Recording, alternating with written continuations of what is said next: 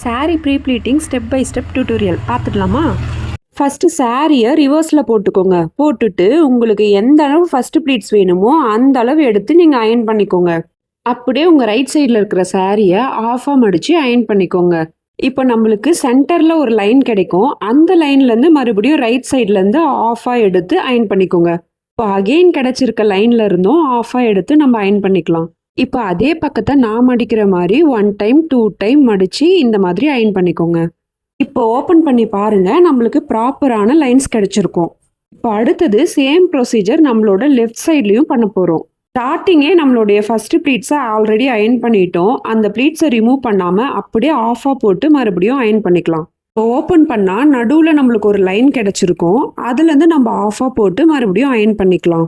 இப்போ அகெயின் நம்ம 2 மடிப்பு மடித்து நம்ம மறுபடியும் அயன் பண்ணிக்கலாம். இப்போது சாரியை ஃப்ரண்ட் சைடில் திருப்பிட்டு நம்மளுக்கு கிடச்சிருக்கிற லைன்ஸில் அப்படியே ப்ளீட்ஸ் பிடிச்சிட்டு வந்துடுங்க. இப்போது நம்மளுக்கு ஈக்குவலான பல்லு ப்ளீட்ஸ் கிடச்சிடுச்சு. அடுத்த ஸ்டெப்பை நம்ம பார்ட் 2ல் பார்க்கலாம். அதுக்கு முன்னாடி என்னோடய பேஜை ஃபாலோ பண்ணிக்கோங்க. தேங்க்யூ.